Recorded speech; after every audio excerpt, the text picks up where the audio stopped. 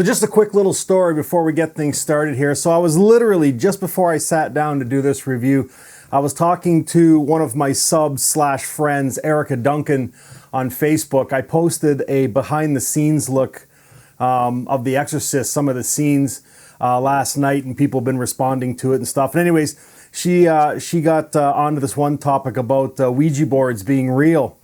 And I left her a comment saying, yes, they are real, or at least I think they are anyways, and I'll explain why.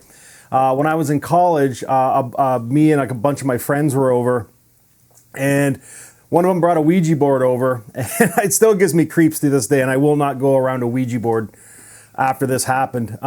Anyways, we put our hands on the little triangle thing or whatever it's called, and I can't remember exactly what happened or what was said, but my hand was on the little triangle thing, and it moved. God honestly, it moved, and I pulled my hand off. Now, I know you're not supposed to do that, but I don't know. It freaked me out, and I have never gone around one since. So anyways, nothing to do with this movie, but I just wanted to share that because I was having a little discussion on Facebook about it earlier, just before I did this review. So anyways, I believe Ouija boards are real. Now let's get on with this movie.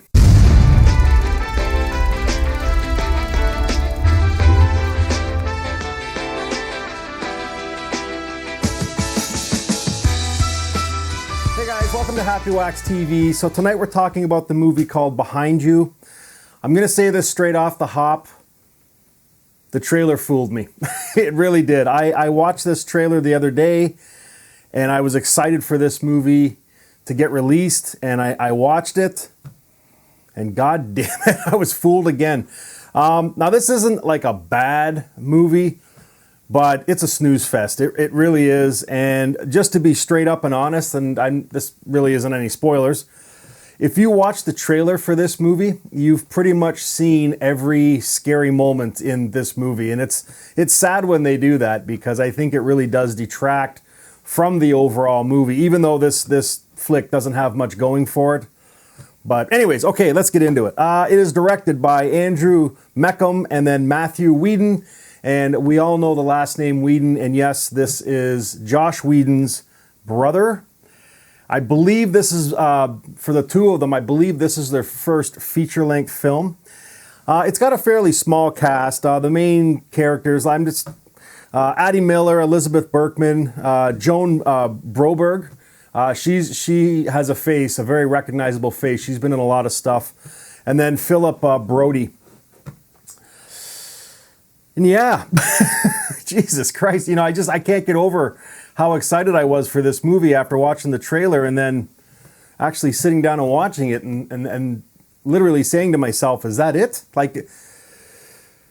Anyways, okay. Two young sisters find that all the mirrors in their estranged aunt's house are covered or hidden. When one of them happens upon a mirror in the basement, she unknowingly releases a malicious demon. Okay, well, that's the synopsis, and in a nutshell, these two girls are sent to their estranged aunt's house, who lives in this. If I give this movie credit at all, it's got great set pieces. Like, this house that they chose is fantastic, and it's the way it's filmed. It does have like a very creepy ambiance to it, but it's just unfortunate the way it is played out on this movie. It just, there's a lot of potential there, and it's squandered. I think the big thing for me with these two new directors is maybe they should have had someone critique their final movie a bit more to fine tune it, because there is potential here. Now, there's nothing new here. What it is it's more or less like a Bloody Mary type story or a Candyman, where you say certain words or whatever 3 times in the mirror, and then this entity gets released, which this little girl discovers in the basement. I'm not going to get too much into spoilers and what's going on and stuff, but it's very predictable. I mean, very predictable. There's a scene when they get to the aunt's house where we find out that she has a nut allergy, and as soon as that happened, I thought, okay, you know what? This is like a demon possession movie, and this is how they're gonna fucking beat this demon. It's so painfully obvious. Like, you can you can predict every moment of this movie 10 minutes before it happens, and it's too bad, really. I mean, it starts off really good. The first opening scene, which is shot back in 1976, which is when we're first introduced to the aunt, and what happened to her in the house initially was great. And I thought, okay, this is awesome. This, you know what I mean? Like, this is a good opening scene, and then it just sputters the rest of the way through. And even the ending, like, again, I don't want to give spoilers, but there's this, you know, an ending, and then there's another ending.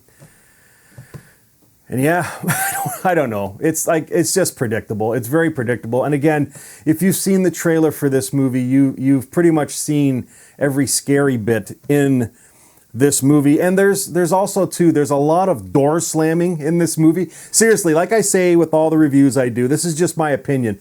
Watch this movie. It's out now. I mean, you can get it on YouTube. I think it's like $5.99 or whatever you want. But if you do watch this movie, or if you have seen this movie, count how many times doors are slammed or locked in this film. It's almost detracting. It happens so much. I don't think I've ever seen a horror movie with so much door slamming, whether it's people doing it or the entity doing it. Like, it's just, I don't know, man. Just have like a little fucking ticker going for every time you hear a door fucking slam. It's crazy. And then again, too, back to the stupid. I know in horror movies we have to accept certain things, okay? Like, you know, dark, scary basement. One would say don't go in the basement, but horror movie says go in the basement, right?